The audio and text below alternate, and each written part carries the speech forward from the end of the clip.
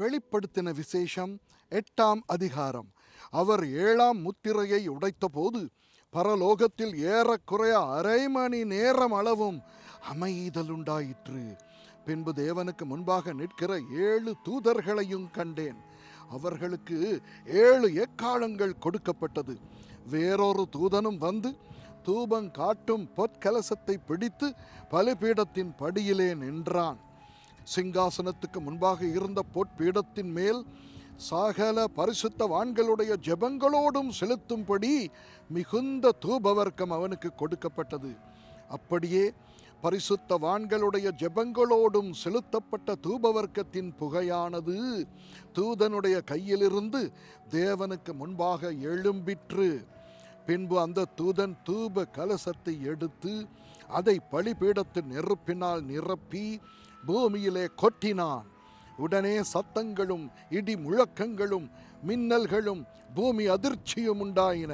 அப்பொழுது 7 எக்காளங்களையுடைய 7 தூதர்கள் எக்காளம் ஊதுகிறதற்கு தங்களை ஆயத்தப்படுத்தினார்கள். முதலாம் தூதன் எக்காளம் ஊதினான். அப்பொழுது இரத்தம் கலந்த கல்மழையும் அக்கினியும் உண்டாகி பூமியிலே கொட்டப்பட்டது. அதனால் மரங்களில் 1/3 வெந்து போயிற்று. பசும் புல்லெல்லாம் எரிந்து போயிற்று. 2ஆம் தூதன் எக்காளம் ஊதினான். அப்பொழுது அக்கினியால் எரிகிற பெரிய மலை போன்றதொன்று சமுத்திரத்திலே போடப்பட்டது. அதனால் சமுத்திரத்தில் 1/3 இரத்தமாயிற்று. சமுத்திரத்தில் இருந்த ஜீவனுள்ள சிருஷ்டிகளில் 1/3 செத்து போயிற்று. கப்பல்களில் 1/3 சேதமாயிற்று. 3ஆம் தூதன் எக்காளம் ஊதினான். அப்பொழுது ஒரு பெரிய நட்சத்திரம் தீவட்டியை போல எரிந்து வானத்தில் இருந்து விழுந்தது. அது ஆறுகளில் 1/3 மேலும் நீரூற்றுகளின் மேலும் விழுந்தது. அந்த நட்சத்திரத்துக்கு எட்டி என்று பெயர். அதனால் தண்ணீரில் 1/3 எட்டியை போல கசப்பாயிற்று. இப்படி கசப்பான தண்ணீரினால் மனுஷரில் அநேகர் செத்தார்கள். 4ஆம் தூதன் எக்காளம் ஊதினான்.